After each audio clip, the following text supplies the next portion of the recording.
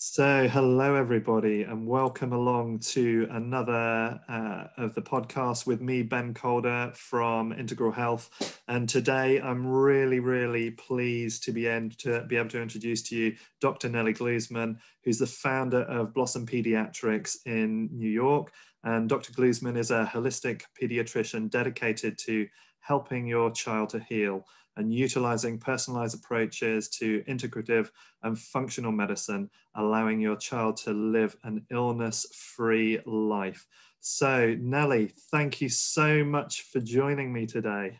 Thank you so much for having me on. It's so exciting to be on. I'm such a huge fan of your show. So talking to you today is extra special morning. Thank you so much. And honestly, as well, looking at your work, it's a real honor to have you here talking to me today. It's some really impressive stuff that you're doing. And, you're incredible. You're a board certified pediatrician and you've got, all sorts of credentials around being a pediatrician, different levels of work. And you're also a holistic and integrative medicine specialist. You're into functional medicine. You're the only certified GAPS, which is a gut and psychological syndrome practitioner in New York. So, incredible. Tell me a little bit about why it is you like working in this field. What is it that kind of attracts you into this?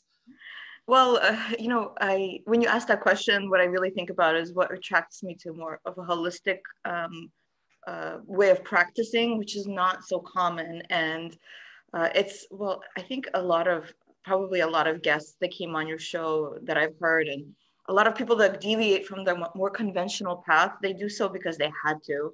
Mm-hmm. It's not because it's the easier way to do it. It's definitely not as a well-paved of a road as conventional medicine. And this happened because my own daughter was pretty sick, way too much. And when she would just miss, she was about 4 years old. She would miss so much school, being sick over and over again. She was on like 7 courses of antibiotics in 1 year.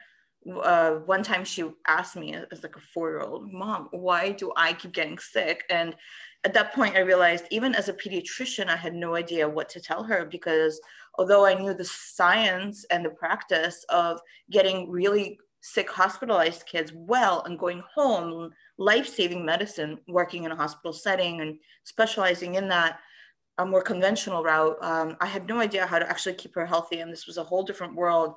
And so when I figured it out for my own family and even for myself, I knew that I had to do the same for others. So that's where I kind of deviated from the conventional path and became a holistic provider. And how do you find that's been received by your colleagues in pediatric medicine as well? It's not that simple, and it really depends on how you present it. So a lot of the specialists that I speak to, when I ask them, like, for example, when I ask allergists who do life-saving work, and I respect it so much, and I feel like, conventional pharmaceuticals for allergies, to prevent anaphylaxis, medications that are like steroids that stop inflammation, they're all life-saving treatments. And it's so important to know, what your child is allergic to avoid it. But when I ask them, like, well, what can you do to reverse it? There are no answers. It's either your child will outgrow it, or it's just genetics, or, as if like epigenetics doesn't really apply to that field, or detox, or, there's no other treatments that are available in that field besides the conventional Band-Aids that are used to, yes, get rid of symptoms, but what are we doing at the same time to look at the root cause of the symptom and reverse that? So a lot of times it's kind of like, it doesn't say it, there's not enough evidence behind it. And so there is no root cause approach to it, which I understand, because thankfully we want our practitioners practicing best practice guidelines and looking at all the evidence behind the recommendation. But it's kind of, there are not as many studies that show, why looking at gut health will help decrease inflammation. It's not as easy to study. There's not that much money behind it, but we all know it works. I mean, if any of you have tried it, you know that you're going to be healthier if you if you fix a big problem with dysbiosis, for example. And so it's not always simple, and it really depends on how you present it. I try to kind of be an ally and work together instead of saying like, this is the only solution and your solution is wrong. In fact, in my practice in New York, Blossom Pediatrics, I make sure that all my patients are coming in with their list of specialists, and I call them all going, this is what we're going to do together. And that works well. I also teach medical students and residents, and I love to see their eyes light up when I teach them and explain to them through basically, like, I interrogate them, like, well, why does this happen? Why? Well, let's look at asthma. Well, you know, why is there asthma? And they'll give me like the textbook answer, but why does that happen? And then there's just like a blank, as if nothing before it exists. And so I love to see their eyes light up when I teach them, or I help them discover their own questions to ask when they're practicing their own medicine. They're a lot more receptive. They haven't been in the field as long. And I'm loving how a lot of attention is being given to wellness. There's so much information out there now on, for example, the mind-body connection. And this is relatively new. So it's emerging. It's not as common in pediatrics, but you know, we're getting there. Yeah. And I certainly found the same, you know, within the UK myself, that a lot of medical practitioners here in the UK, that they're training to even look at nutrition as a basic module. It is a matter of days within their 7-year training. So they have very little understanding of kind of the mechanics of how that would make a difference. And having kind of spoken myself to postgrads just as they're kind of coming into their fields, and talk to them about the difference between that kind of symptomatic relief, that triage approach, and actually looking in causatively, you know, and there's times where it blows their minds. It really kind of, that they never really thought about, or how did we get from there to there? And it seems that basic understanding of, well, everything in the body's happening because of factors that are enacting on the body. So if we take, for instance, diet and look at that, you know, how can we not think that that has a contribution to the outcome of the body? It's like putting cheap parts in a car and then wondering why it's not running so well after 5 years, 10 years. Oh, I love that. I love that. What you said, it's like putting cheap. I'm gonna borrow that next time I explain things to my patients. I love that. Thank you. You can steal it. I mean, I use a full analogy with my own clients where we talk about that if you were an obscenely expensive car, you know, like a one-of-a-kind, you know, really bespoke vehicle, then you would make sure that you serviced the car regularly. You would make sure that you put quality parts, you would put quality fuel in, and you would become a better driver. So now if we see you as that, obscenely expensive car, are you servicing regularly? Are you using the best parts? Are you putting the best fuel in? And are you a good driver? And then that way we get this kind of objective and subjective sides of how we're caring for ourselves. And it's an analogy that I find makes a lot of easy sense for people to be able to grab onto and really kind of, okay, well, this is why I'm going to look after it. Yeah, it's also a lot easier to see it with kids because they haven't had as much of a life and there's not as much damage to reverse. And I love that. So I'm a pediatrician and I only treat kids or anyone under 18. But usually when I put kids on protocols, the whole family does it to be in line with the child. Then the whole family is like so happy, looking great, feeling amazing and better than ever. And everything that's safe for kids is safe for adults. That's also amazing. But we don't have as many tools for kids as we do for adults, but we don't need them because nature has all the tools. It really does. And do you find that having that cultural buy-in from the family where they're doing the same protocols as the children, and so there's that real sense of being supported, being included, you know, this is something that we endorse as a family. Do you find that that is a really important component in the outcome that you get with the children? Yes. So a lot of times parents and other providers ask me, like, is it really hard with kids because they're kids? No, it's all the family doing the cooking, right? They're children. And usually I would say the most common age that parents bring me their child is like under 5, when they're not making their own meals, and they're not really responsible for what they're eating. It's not like they're teenagers and they go outside and they get to pick whatever they want. There are not as many influences. And so the culture buy-in is because it takes time to prepare all the foods, whether they want to or not. They end up doing a lot of the protocol themselves. And so it's easier when kids are younger.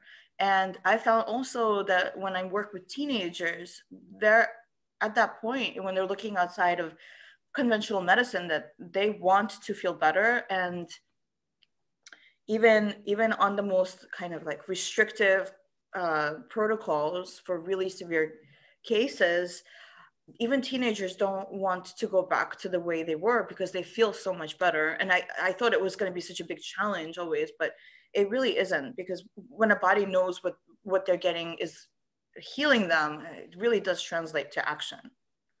Absolutely. I mean, I was speaking with a new client yesterday, a 13-year-old lad who is suffering really interesting inflammation pain throughout his diaphragm, throughout his chest. And when you look at his diet, it's kind of like, no wonder that, and posture and the way that he isn't really doing a lot of movement. It's kind of like, it's really easy to identify why some of that might be taking place. And he's been with his own GP, his own specialist here, and they don't really have anywhere to go with him other than the hope that he will grow out of it or it'll change. So having a conversation with him yesterday and saying, you know, look, these are things that we understand about why your body might have more inflammation and why that pain might be. Do you want to change that? And of course he wants to change it because it's affecting the way he lives. And so it's much easier to get the buy-in, but then having to have a separate conversation with the mother and say, okay, you know, the way you approach this needs to be as a whole family and a support, not separating that up. And it's amazing how so often the children are ready to make those changes, and they can be the ones that are kind of encouraging the parents to do things, and even schooling the parents and saying, you know, look, mom, don't, you know, remember this, don't forget about this, you know, change this for me. Why are we having this? I can't have this. It's always good to see. So true. Even when you know, there's one little caveat to that.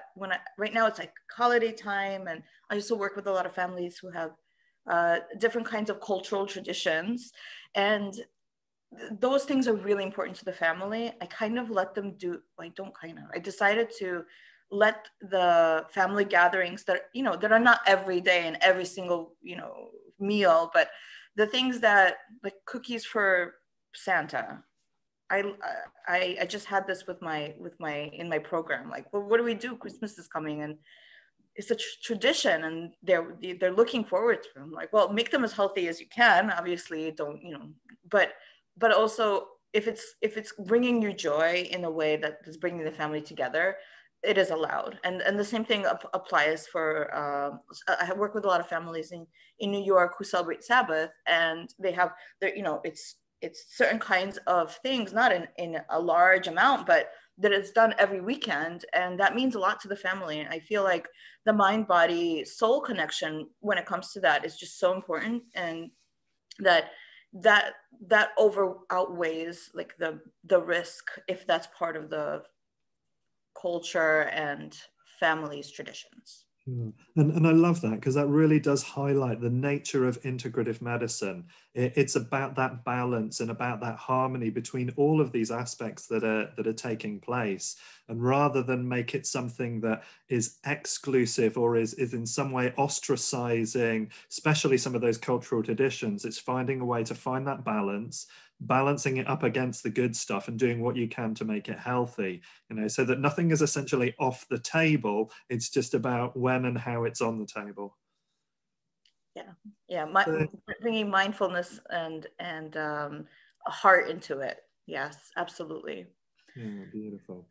So today I really want to talk to you, or rather have you talk to me about the protocol that you've been promoting that's on your website. And we're going to have a link to that in the podcast and in the video below, which is about achieving peak health for your family this fall, which is autumn for us UKers, you know, in that nutrition immunity program that you've got there. So tell me about that.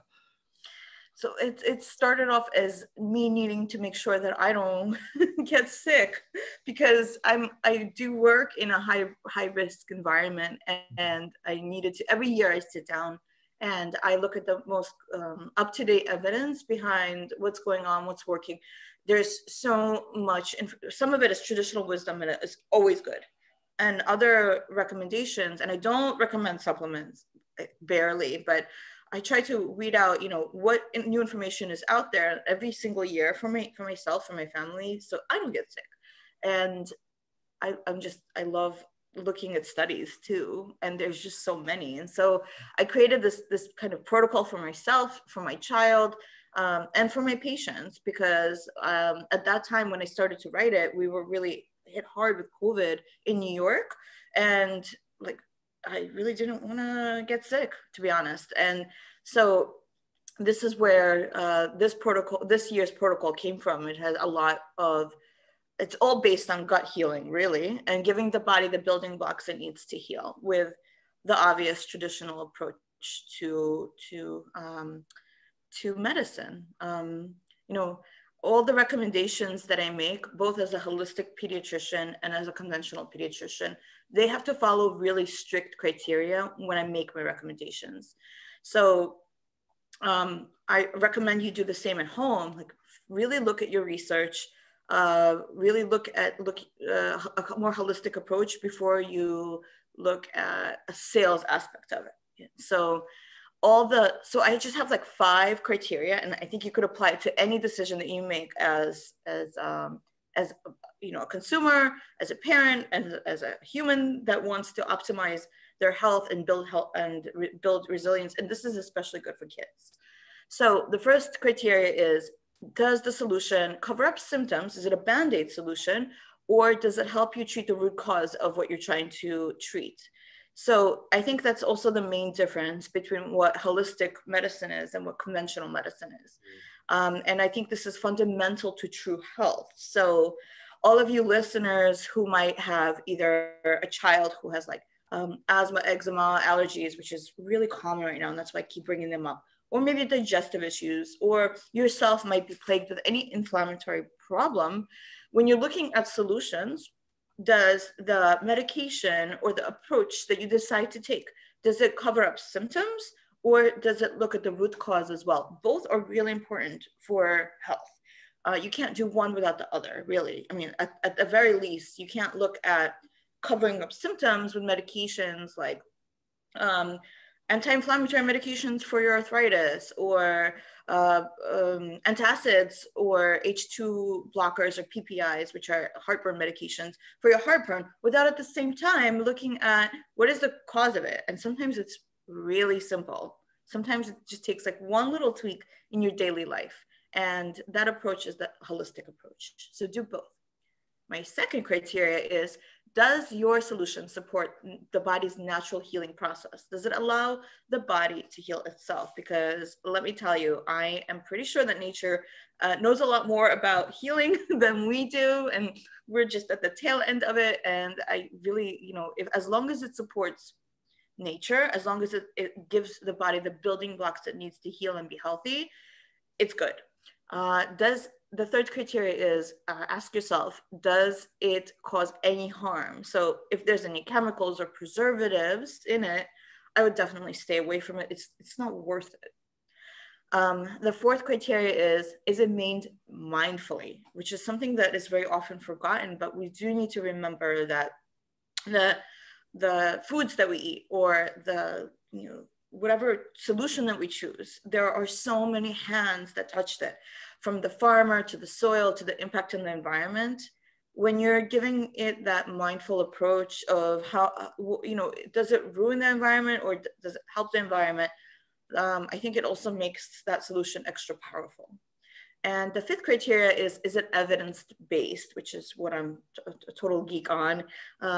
Is it subject to some kind of double-blind, placebo-controlled, high-quality study that back all the ingredients? And so those are the 5 recommendations that I apply to all my solutions and protocols, and I suggest you do the same.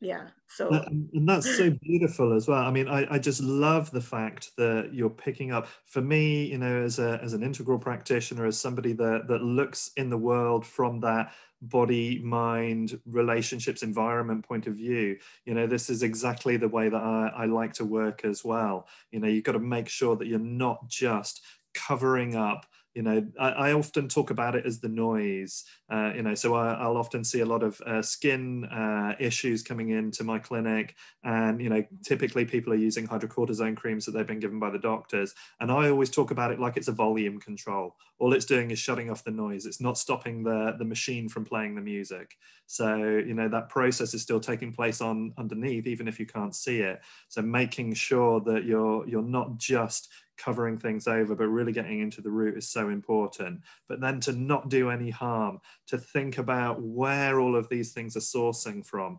And it's amazing how many people don't understand the difference between, you know, buying something that's come from a good environment, something that's organic, something that's pesticide free, and then whatever the kind of the cheap value produce is down at their local supermarket, and can't understand the variance between those two things. But they make such a fundamental difference because of what's included and what's excluded within that process.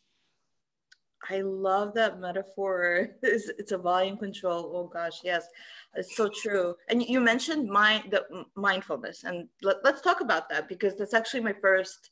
That's my first go-to. It's been my first go-to this year, last year. It's how do we achieve peak health? We have to start with connecting the mind, the heart, and the immune system, if we're talking about immunity. There are so many ways to affect the immune system, both in a positive way and a negative way. And thankfully, there's also tremendous knowledge and evidence-based information around now, as opposed to like even 5 years ago, on which foods and medicines and herbs and homeopathic formulations that can boost the immune system. But what about mindset?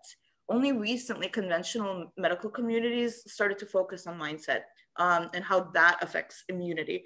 And that's great, because a lot of us already knew that, but now there's a big push towards that. So how that works is affect and emotion are essentially two parts of, like, two essential parts of the process of an organism's interaction with any stimuli. So similar to that, the immune response is a tool the body uses to interact with the external environment. We all know that. But now we have a large body of both clinical and experimental evidence that shows how the emotional and immunological systems literally mirror each other in a very dynamic and symbiotic relationship. And they're always changing and they're always adjusting.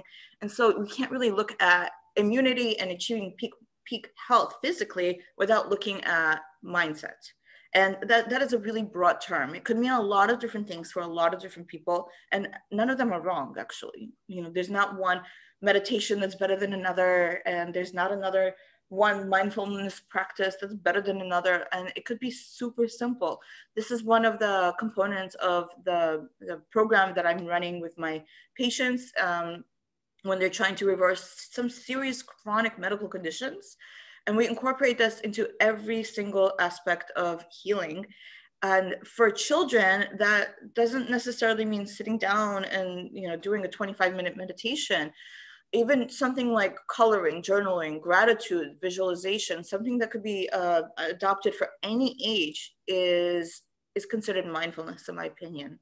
And so there are so many tools that could so powerfully and positively improve the immune system function.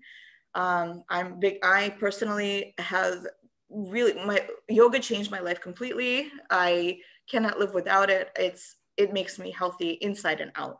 And but it doesn't have to be that. It doesn't have to be strict practice. It could be art, song, dance. I'm like loving journaling every morning right now during the stream of consciousness, and those things can change. And so even for our youngest, we could use this as a very powerful tool for boosting a child's immune system and superpowering their health. And again, I love the fact that you're creating that differentiation between different types of mindful activity. I've had so many clients over the years that will talk about, I've tried meditation and I can't do it. And I said, well, describe to me what it is you're doing. And they're always talking about trying to sit silently and switching off the mind. And it's kind of like, okay, so that's one description of that, but there are so many other ways of looking at it. You know, it's about having something that you can focus into, and it's in a way that is not creating any stress or anxiety. So there's no pressure, there's no demand, there's no judgment, there's no time limits in there. We're just into that process. So exactly like you say, art, dance, movement, there are so many different ways of engaging that then put us into that beautiful parasympathetic state. You know, we're really encouraging that relax, restore, repair state within the body, rather than being in that kind of fight flight end, that sympathetic state where we're much more likely to kind of have the immune system being repressed, have the digestion being repressed, and just being in a space that isn't really conducive for anything long term. They're okay, you know, if there's a lion running down the street, perfect. But, and again, in the way that modern life is constantly kind of triggering us and tripping us into these kind of states of tension, but not really having an adequate map within our world to be able to relax, to be able to be peaceful. I mean, even a lot of our TV is very stimulatory in its nature. It's dramatic, it's creating tensions, and that for me is all kind of counter to good health and good well-being, really. Well, actually, yes, let's talk about that. TV and screens in general and media. And that actually brings me into my second recommendation, which is detox. And so we really work, I mean, our bodies have a natural ability to be able to detox themselves. And sometimes we want to help the body out. And one way to do this is to basically increasing our antioxidants. This is like the most natural way. I have been a huge fan of juicing.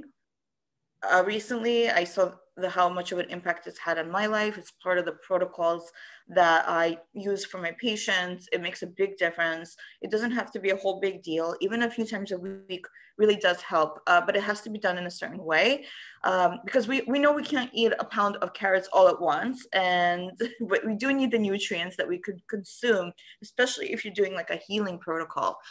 And this is especially good for kids who had not such great, like if you're, you know, kids who are like a bit pale or been sick recently, or not outside that much, you really want to like do like a big boost of nutrients and antioxidants, juicing is the way to go. But it has to be done in a certain way. It can't just be something that you buy in a store unless you really know what you're getting. So there's a big difference between juicing when it's processed in a really high blend environment and it's heated and all the enzymes die, versus something slow rotating like mastication juicing, which is what I have back here, is like my mastication juicer, and I love it. And it has to be done on an empty stomach, so you could really absorb all the nutrients. And what that means for families is like first thing in the morning is great, or on an empty stomach, which is about 20, maybe 25 minutes before food, or maybe 2.5 hours after you eat. And so you don't want to just do the fruits. My rule with kids is like 50% tasty and 50% less tasty. And if you can guess, the tasty is the fruit and the less tasty is the veggies and the greens. And for little kids who are not used to it, I would say mix it with water and start really slow. And even a few tablespoons does make a big difference. Yeah, there are other ways to help the liver, for example, help the liver detox. So, of course, I'm always going to turn to foods first. There's something called glutathione reductase, which is what the liver uses to mop up all the free radicals and helps us detox. And when it comes to the immune system, it's especially important now when we need as many natural killer cells as possible as our first line of defense. Especially like if you've been on any kind of medications recently or taking any medications, the liver has to process that. And we want to bring glutathione into our systems. So we make it, but we could also eat it in the form of cruciferous veggies. And those are like kale, bok choy, Swiss chard, arugula, broccoli, cauliflower, you know, all the things that are most beloved in this world. Yeah. And there's also a supplement, but I think that's like third line. You can use it. I do use it sometimes, but you really want to turn to what nature gives us first to boost our glutathione. Now, back to screens. We also have to detox from screens and blue light. And there's more and more evidence showing how blue light affects so many parts of our bodies, especially when it comes to melatonin production. And that is a huge factor when it comes to sleep. So melatonin is a hormone. It's a beautiful, important chemical messenger that allows us to fall asleep. And how it works in the body is when you go outside and you look at sunlight, natural sunlight, or blue light that comes from a screen or LED lights, melatonin stops being produced and you're awake. When you turn off all the stimulation from blue light, which is naturally found in sun or screens or LED lights, it allows melatonin to be released and you could fall asleep. A lot of people are so used to watching TVs and screens and having bright lights on close to bed that they're not realizing that even though they might be falling asleep, the kinds of sleep rhythms, you don't go to the right, as quickly into deep sleep, REM sleep, as you would normally. So it's really important to, give it as some time before bed. Try to follow the natural rhythm of nature, because it does make a huge difference. And I know it for myself because I wear this Oura ring right now that is actually showing me what impact blue light exposure has on my own life and sleep. And there are more and more studies that relate to that. And so I encourage you listeners to try it out for a week and see how you feel. Are you getting better sleep in the morning if you turn off the screens like an hour or two before bed? I want to even say 2 hours before bed. Yeah. Because I think that you'll find that when you wake up in the morning, and your kids will wake up in the morning, you will be a lot more well rested and your whole body will work better. I really find that makes a significant difference. I mean, I'm sat here right now in a pair of blue light reducing glasses, so that, you know, I might spend a few hours a day on the laptop and dealing with tech and so on. And I find it's made such a difference to have blue light filtering glasses on.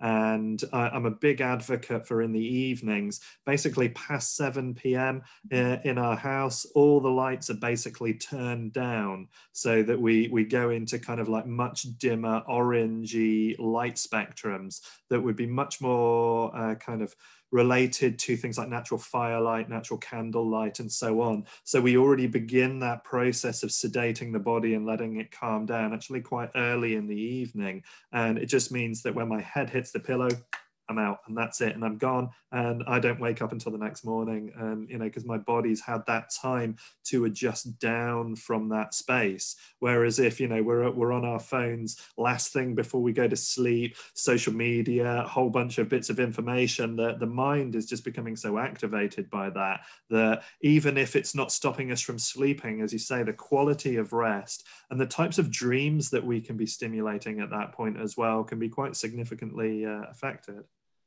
And same for our kids. But, you know, I found that to be the hardest of all the recommendations to break or change. And so it's great if it's done with the whole family. There are ways to turn off Wi-Fi in the whole entire house through, like, I could basically turn off all the Wi-Fi in my house now through my own phone. And so kind of, if you have teenagers, you have like full control. But I also found it to be a little bit shocking when you tell somebody like 2 hours and no screens, no TV, no news, no nothing, visually at least. And so a recommendation is only good as compliance. You know, if you tell someone to do something and it's just not possible because it's such a dramatic change, then what's the point? And so I put families a lot of time, and myself, because I struggled with this so much through this, like 1 week, every day, do it even 5 minutes before bed, turn everything off. Or then the next day, if you like that, try 10 minutes, and so on and so forth, till you find your sweet spot. And I also find as well that encouraging clients to add things in. So, when we get later into the evening, if we kind of keep in the theme of children, start doing something that isn't about being on the screen. So maybe a board game or, some artwork or something that changes the focus. Because I often find that when you're just in the process of taking things away, people feel that lag.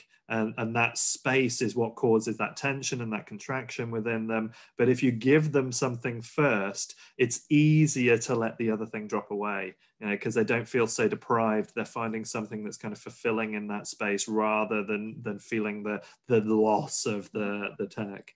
I'm on a mission to bring board games back. Yeah, sure. National mission.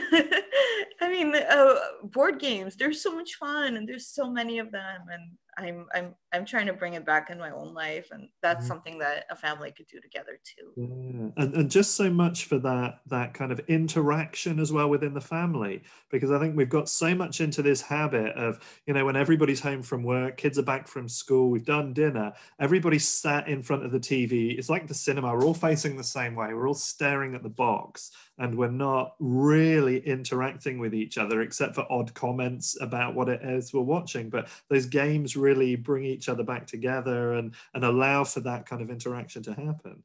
I call it the hole. It's the hole. Like, turn off the hole, because you really get sucked in, Really is. And I mean, I'm kind of excited as well that where we've made plans with my mum this year that she's going to be with us over Christmas. And we've kind of made this point, let's get games, let's do stuff where we can kind of hang out and have a laugh and play. And because we kind of don't do so much of the whole kind of presents and all that kind of stuff. So it's kind of like, what are we going to do to make this fun? So we're planning days out. We're planning, kind of what we're going to cook together. We're planning games so that we've got this whole alternate kind of process where we've got this time together. So it's about that interaction, about doing things together rather than, just being there and it's the TV and that's all we're doing. Yeah. Can I make a recommendation? A Go fun for it. family adult board game is Risk. Yes. Do Super we fun. grew up playing that. I can remember being kind of maybe 5, 6 years old, and my brothers are 6 and 8 years older than me. And so, as a young man, it was kind of funny because essentially if they let me play Risk, they would quite quickly kind of like gang up on me Oh, yeah. to kind of move me out of the game because I just didn't get it at that kind of age. But yeah, that's there's lots of really great games that have all of that tactical thinking, because it really can develop a lot of brain processes and thinking techniques to involve these games. That's one of the real values, and I think something that we've lost so much on an educational point of view is different types of how to think rather than just what to think. So true. Yeah. And then there's like things that you really don't need a lot of mind thinking about, but are super fun. And after like a long day, I definitely don't want to play any Risk, but I'll definitely play a round of Uno, and it always puts me in a good mood, and it always puts my 8-year-old in a great mood too. So even on like the worst, hardest day where just a lot happening, this is so that's why I'm on a mission to bring board games back. So pass the word down, please. We will. We're going to do this with this podcast episode right now. Board games for good family interaction. Yeah. So one of the other things I really liked in this Peak Health Nutrition Immunity Program was that you kind of reference probiotic-rich foods within there as well. So can you talk to us a little bit about that?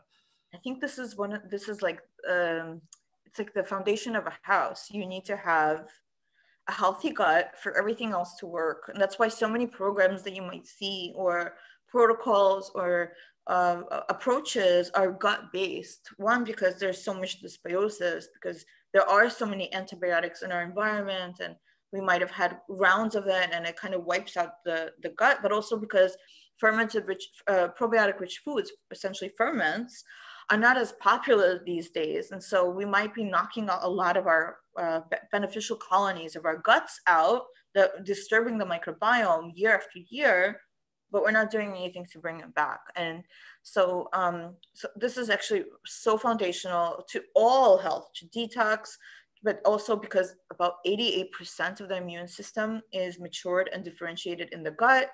This is where so much inflammation comes from. And that's why over and over again on podcasts and all over the place, we're talking about heal the gut, but how do you actually do that in a natural way?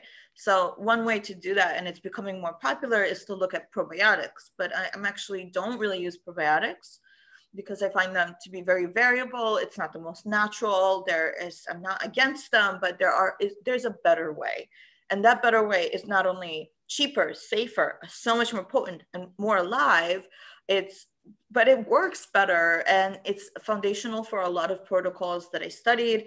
One of them is the gut and psychology syndrome, and it's also traditional wisdom. This is what our ancestors did. They didn't know about microbes, but they knew that this is going to work, and it's been working so well. It's magical. So I mean, so again, this is the most potent, safe, effective, really the most holistic way to restore gut health is to eat a lot of probiotic-rich foods, which mean fermented foods. And so there's kind of levels of that. My favorite starter ferment is sauerkraut. Mm-hmm. But it can't be like a sauerkraut that you go buy that's made with vinegar, that maybe was sitting on a shelf for a long time. I actually encourage you to consider making it yourself. And I love sauerkraut because all you need are two ingredients that are really easy to find. They're salt. It's just salt. A great salt is even better. Something with minerals would be wonderful. And a really great head of cabbage.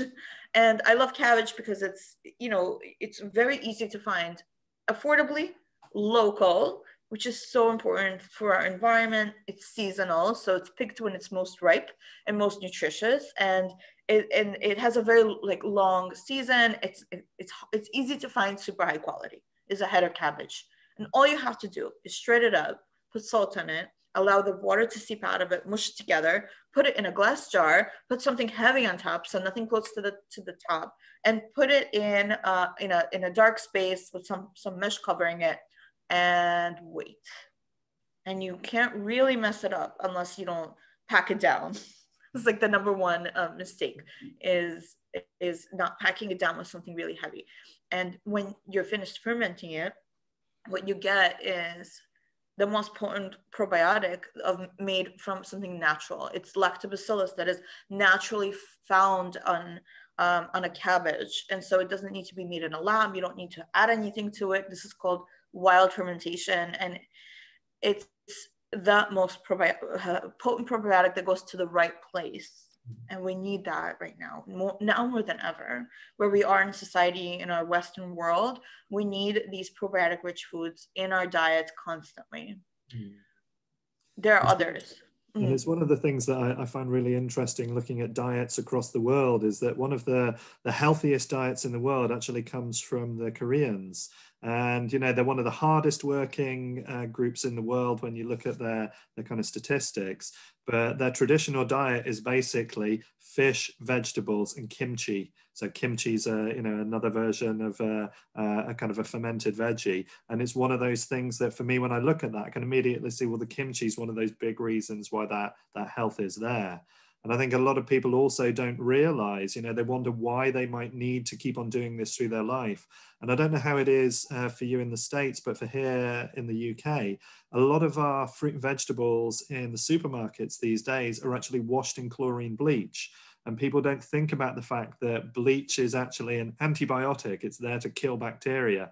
So even if we're having very low levels of bleach coming through in our food over long periods of time, it's gradually just sterilizing the gut and having that detrimental effect rather than having that kind of probiotic and that supportive effect. And now more than ever, with all the use of cleaning products and antibacterials everywhere in all public places, just being sprayed down by it everywhere you go, and you're constantly sanitizing, we need to bring the probiotics back into our gut, the healthy, diverse microbiome. This will be the difference between health and disease. But you know what? If you don't like kimchi because it's spicy, that's fine. If you don't like sauerkraut because it's a little too tangy, that's fine, because you could actually ferment any fruit and vegetable. You could ferment. One favorite of kids is called beet kvass because it's super sweet and it's fermented beet juice, and it's super bright pink. So a lot of the younger kids like it. Fermented carrot sticks. You could ferment carrots, and they're finger foods, and they're great on the go. And I mean, not only is it good for your microbiome, but fermentation also releases a ton of vitamin C from foods. So a cabbage has like 20 times more vitamin C than it does before it's fermented. Mm. And we need that vitamin C as an antioxidant and also for our immunity. It's also easier to digest. Fermented foods are a lot easier to digest than their raw counterparts. And fermented foods are also a digestive enzyme. They help stimulate your digestive system to start to prepare to digest everything else. And so it's not just that they're healthy for your microbiome because they have so many beneficial microbes, but also because human beings really evolved to eat them. And it wasn't always that we had every single fruit and vegetable that you could possibly find in the planet in your supermarket. We needed to they're found in all traditional cultures in the world because of a need. And this is how human beings evolved, fermenting foods so that when it's not harvest time, we had foods to eat throughout the cold seasons. And I think that's one of the things that's actually forgotten quite a lot is that, you know, take us back 150 years before we had electricity. And, you know, things were very, very different. So a lot of our modern health issues, and for me, I really start to kind of see that coming through from the 50s onwards when we had much more availability for refrigeration and so on. And we started to change our food production a lot. That's where we start to see a lot of these changes coming through from a health point of view. So we're relatively new into some of these health issues that are caused by the way that we're producing, storing, transporting, and preparing food these days. Yeah, I mean, I use ferments as medicine, really. Just like you would get a prescription for your medication from your physician, I literally prescribe ferments to be eaten 3 times a day, you know, in a certain way, rotating them in a certain way to restore gut health. And this does make the difference between having a child who has a chronic inflammation, maybe eczema or asthma or allergies, and needing to rely on a lot of band-aid solutions versus healing the gut. And then a lot of these allergies eventually start to dissolve. Yeah. And again, I love the fact that this program that you've produced is so inclusive with that. One of the other elements I really liked that you've identified in there is mindset and the importance of that in having this healthy immune system. Tell us a little bit more about that. Well, so when, you know, sometimes all of these recommendations and changes, they could really stress a family out. And so you can't do that to yourself or to your family. It gets confusing too. I mean, as a parent, I can tell you that I'm a well-trained pediatrician and a parent, and I still get overwhelmed with the amount of information that is out there. And so it's really easy to get caught up. It's really easy to, as a parent or as for yourself, to start to feel guilty about the decisions you've made in the past. It's really easy you could really get sucked up in a hole of like looking backwards, or it's too much, or not knowing where to turn. And so keeping a positive mindset is so important. Remembering that the body has an ability to heal itself. Speaking about your feelings with each other. For kids, we sometimes don't include them in the conversations about how they're feeling. A lot of times when I work with families who've taken their kid to like hundreds of visits over the course of their lifetime, hospitalized multiple times, needing so many medications. And so illness becomes so central to their life. You won't believe, like a lot of times the kids feel guilty about what's happening. And so having these open conversations about that, strengthening the body, your body has an ability to heal. It's not your fault. It's so important. And kids do see a lot of the stresses that we carry as parents, especially when it comes to health. And I'm kind of struggling with that right now myself, because I'm always talking about medicine and health and how my kid was sick. And she's listening right now to me record my 8-year-old. And for a while, I realized like she's picking up on, is something wrong with me? What happened? And so just kind of keeping an open dialogue, not making it taboo, is so, so important to a family's mindset for healing. Yeah, absolutely. And again, looking into that, I'm a big proponent of integral health, Ken Wilber's integral model, and just looking at the world from that perspective. And when we take into the health side of that and look at his cultural aspect, how our immediate culture, be that our family, our town, wherever we are, how they relate into illness is a massive component about how we feel about having illness, or how the progression of disease or healing takes place. So again, this is why I feel really happy to get to speak to you about this, because it's just all included in there. It's beautiful. Thank you. And I actually found that, so I see my patients privately, and I also have group coaching that we meet once a week for a live part of the program, and we go through a program together, and I group families into like same age kids. And I really found that the families that go through group programs benefit so much from the community approach. Like it really, really warms my heart when like we all log in, and thankfully we have an ability to do that now and get together virtually from our homes and be able to connect with other people. And it really warms my heart to see how faces light up when we go through a journey together. And community is so, so important in one way or another to the healing process. And that could be just your own family as a community, but also looking for other families to work with or other people to work with on the same journey. That is sometimes the difference between being able to stick to a protocol versus not. Yeah. No, I fully agree. It's beautiful.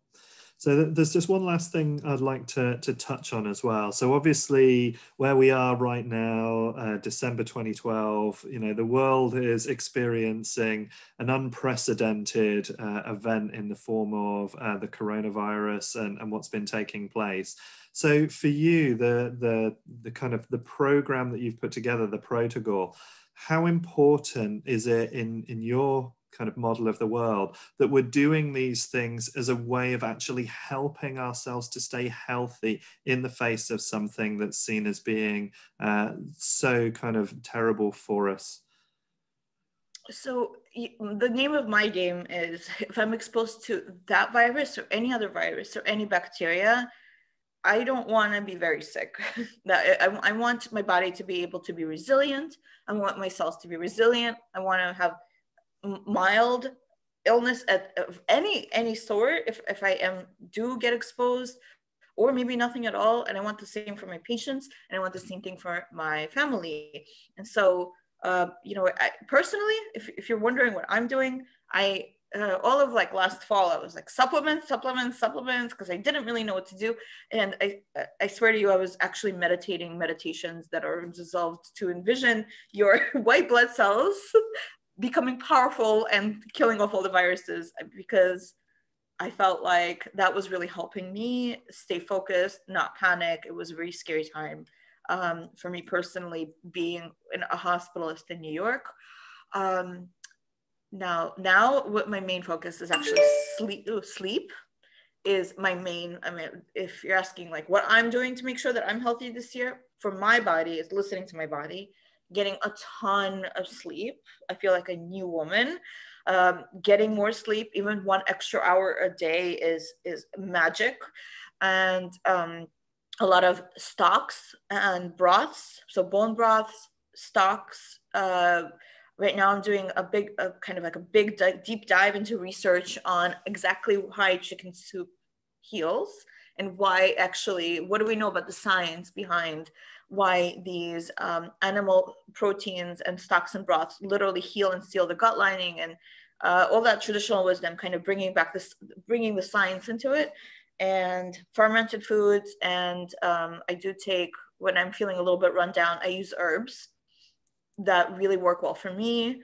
And I make my own fire cider, which is amazing. And So, also kind of knowing what works for you, because something that might work for one person might not really work for another. But I think a good way to start is check out my favorite combo. If you're feeling a little bit run down, this has never failed me ever. And I can't promise it's the same for you, but it's really easy and then safe. So it doesn't really cost anything. You don't have to buy a supplement. It's blending ginger, fresh turmeric, fresh ginger, lemon, and local honey, real deal honey that you get locally from like your neighbor somewhere. Blending it together, making it hot with like hot water and drinking it, and right away I could tell the difference. I use a lot of homeopathy for myself as well when I'm feeling a little bit off. So that's what I've been up to. I mean, I love your recipe there as well. It's interesting because it's very similar. Many years ago, I was lucky enough to do some training with a master herbalist here in the UK, and she gave me her patented flu remedy, which was a sprig of fresh sage, a sprig of fresh rosemary, a cinnamon stick, some star anise, fresh ginger, fresh lemon. Brew them up together for about 15 minutes, let the temperature drop, add a massive wallop of local honey, stir it in, stick it in a flask, and drink it throughout the day. And honestly, it kills everything. It's great. It's super potent. So yeah, and you can't make your honey too hot because it's alive, and you don't want to kill it with anything too hot. Always let it cool down that little bit before the honey goes in. And I also really love the fact that you did your visualizations as well on your white blood cells, because part of what I do is I teach Qigong, which is a little bit like Tai Chi. It's a good mind-body exercise. But we have this old adage that the mind leads the Qi, which leads the blood. So where we're focusing and visualizing, that's creating that change in physiology. And part of the practice that we do when we're doing Qigong, it's building up our Wei Qi field, our external Qi field, which in traditional wisdom from Qigong is all about keeping away pathogenic energies from your body. So, that beautiful kind of idea that we're stimulating our white blood cells for that, and there's nice research now on Qigong and Tai Chi that they do have that immunosupportive effect. So, we encourage that a lot as well. That's perfect. Nelli, thank you so much for joining me today here on the Integral Health Podcast. It's been a real pleasure. We've killed an hour without really having to think about it, and I really appreciate that. So, is there anything else you'd like to say to our listeners before we finish the interview today? Yeah. Well, I just stay positive and remember that your body has an ability to be healthy and wants to be healthy, and you just need to find the right combo of things that work for you. If you'd like to work with me, I have a practice in New York, soon expanding to New Jersey in the States. It's called Blossom Pediatrics. And if you'd like to find me there, it's blossompediatrics.com. And I also work with an internationally and nationally. So you don't have to be in New York to be in a program. And the program that I'm currently running is called Rescue Your Child's Health. And you could find more info on blossompediatrics.com. Brilliant, thank you. And we're also going to be putting your Facebook page in, which is Dr. Gluzman, and your Instagram, which is Dr._Gluzman. And we're going to stick both of those and the website link and the protocol link all into the description for the podcast today. So if you want to check out any of that stuff, if you want to talk to Dr. Mom here, Dr. Gluzman, then you'll be able to do that through those links. So thank you so much. It's been a real pleasure speaking to you today. Thank you. It was such a pleasure. I don't know if you're listening or if you can see, but it's smiles ear to ear. Same here too. So thank you, everybody. And we'll look forward to you joining in on the next Integral Health podcast in the future. And we'll be back in the new year with more interesting and fun topics for you to join in on. So thank you much for everybody for listening, and bye from me. And we'll see you. Take care.